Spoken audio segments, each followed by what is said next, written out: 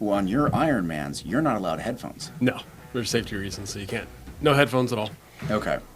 And that, I don't even know. I'm totally shooting blind here. Is it a 10-hour day, a 9-hour day? What? You've got until midnight to finish. Okay, so And they so give you they give you a cutoff because they 16 have or to 18 turn the hours. course back. Yeah, they usually start. It's been a day or two, but yeah, early morning. So you've got Okay, a whole day and half the night to finish. gotcha. And I've never finished not in the dark.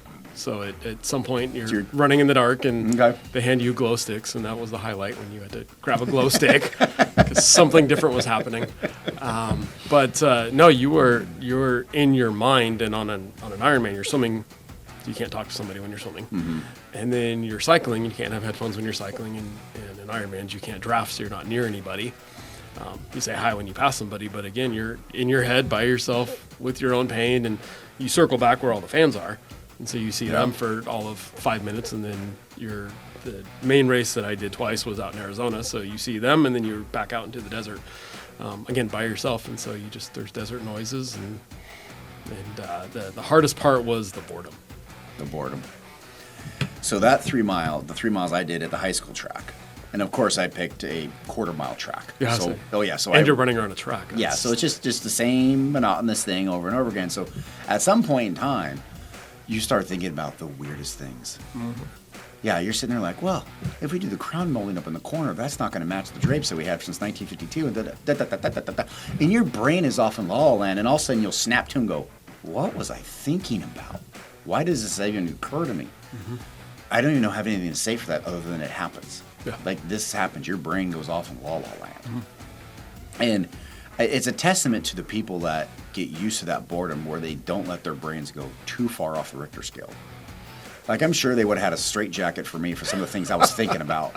And I was like, okay, if we get into a car accident, what's the closest hospital here if I'm getting this? And I'm like, why am I thinking about this? My brain is just off in La La Land. So I guess if you're training for anything that's long distance, get used to that. Well, get used to the boredom. Now, on the flip side, I'll use that to problem solve now, and because I learned that my brain will go with that. And so if I'm dealing with a problem at work or at home or whatnot, I'll go for a run without headphones, and somewhere in that run, the problem will be solved, or maybe I'll solve a problem I wasn't out to solve, but I've learned to kind of channel that energy. Yeah, your brain goes in all sorts of crazy places that you hope nobody ever sees. 100%. Cuckoo cuckoo over here. That's for darn sure. So I did the first one, and I said, okay, it didn't take me that long. 3 miles, honestly, it took me 40 minutes or 45 minutes or whatever it was, so it wasn't that bad. And I was like, okay.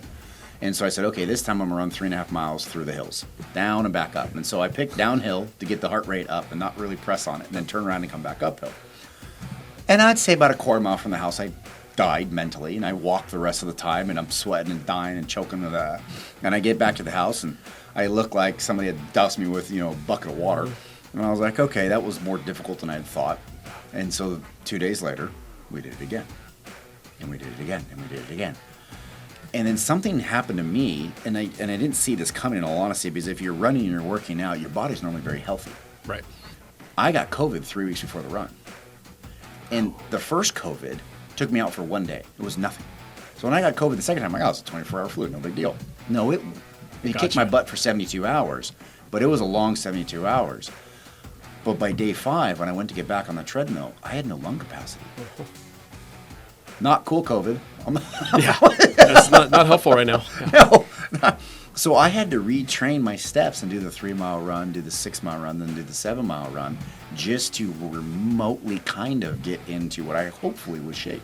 It's interesting how your body gets into, you're in shape, but then you're in shape.